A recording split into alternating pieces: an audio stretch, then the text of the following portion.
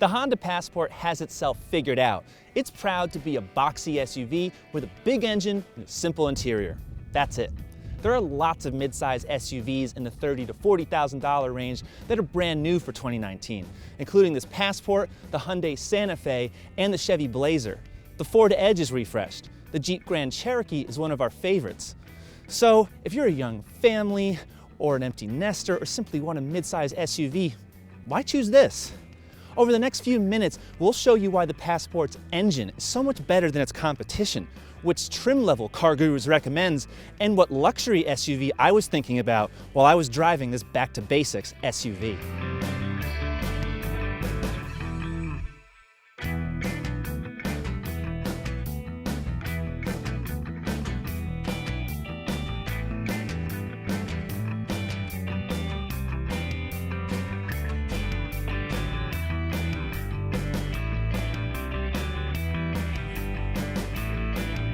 Let's go for a ride. If you remember the original Passport, then you're likely old enough to remember when gas cost $1 and we drove our big SUVs to rent videotapes from a store. That Passport was based on a pickup truck and built by Isuzu in the mid-90s. The new Passport is also based on a pickup truck, but that pickup truck is based on a minivan, and they're all built in Alabama. This Passport is a Honda Pilot with 6 inches chopped off the back end. The wheelbase is the same length, but the Passport is an 1.5 inches taller, and it rides higher too. Where the 2019 Pilot feels more like a minivan, the Passport feels like the old Pilot, chunky and square. There are no taillights on the tailgate, only these tiny ones on each corner. Instead of chrome, the Passport dips its face in black ink, covering the entire grille, mirrors, and window trim. 20-inch wheels come standard. It's technically a crossover, but the tall glass openings and its stubby, tall composure make me believe it's a truck. We're driving the Passport Elite, which is fully loaded and stickers at $43,680. Don't get me wrong, I love a heated steering wheel and ventilated seats, but that's almost Acura money.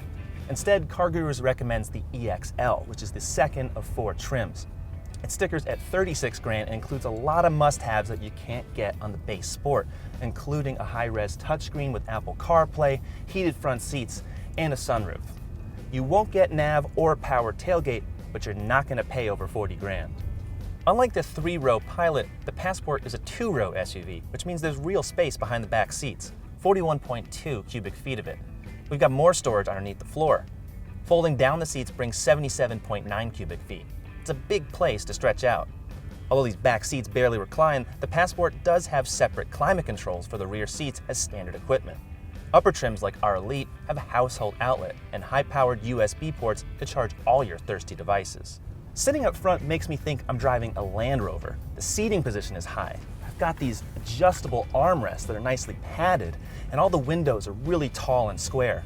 There's a big H on the steering wheel, which means that you can own a Passport past the warranty period and sleep at night. The design is simple and attractive, although it's a little dark in here. You can order gray seats, but there's not much contrast on the doors or dash. This big storage bin can hide just about anything. I don't like the Passport's instrument panel. Honda must think all Americans are going blind because the size of these temp and gas gauges is just absurd. The horizontal tack is hard to read. The central display is helpful as you can cycle through various functions from the steering wheel, but the cutout for the screen and the tight faces remind me of a VCR. Retro? Yeah, I guess, but I'm not sure that makes sense in a $40,000 new car. Honda Sensing is the company's suite of driver assist systems that comes standard on every Passport and includes forward emergency braking, adaptive cruise control, and lane keep assist. Now, it's semi-automated and it was really amazing when it debuted a few years ago. It's also a great value no matter which Passport you choose. But compared to newer systems, this one is a little slow to react around corners and to get you back up to speed when traffic starts moving faster. But the infotainment system is much better than what Honda was selling just a few years ago. The graphics are sharp, the system is fast, the map is easy to maneuver. But unlike in the Accord, there are no hard buttons flanking the screen, just this volume knob. So it's harder to adjust settings while driving. At least your phone will stay charged. A wireless charging pad is optional on the lower trims. Most of the Passport's competitors put a 4-cylinder engine under the hood, but Honda sticks a big V6 under there, and I like that. 280 horsepower and 262 pound-feet of torque mean the Passport is quick. The 9-speed automatic shifts quickly and has paddle shifters and a sport mode. In some gears, it's really slow to downshift, but you leave it alone, you'll be cruising smoothly. Front-wheel drive is standard. All-wheel drive is optional on all trims except the Elite, where it's the only choice. Honda includes torque vectoring that mechanically shifts torque from either side of the axles. That peps up the handling a lot. It's nimble and has a high level of grip considering the suspension is softer and tuned for comfort. You can also select from 3 drive modes to optimize the system for varying surfaces. The steering is the only part that can't keep up, as it's too light and not very precise. But on long highway drives, the Passport has no trouble keeping you and 3 passengers relaxed.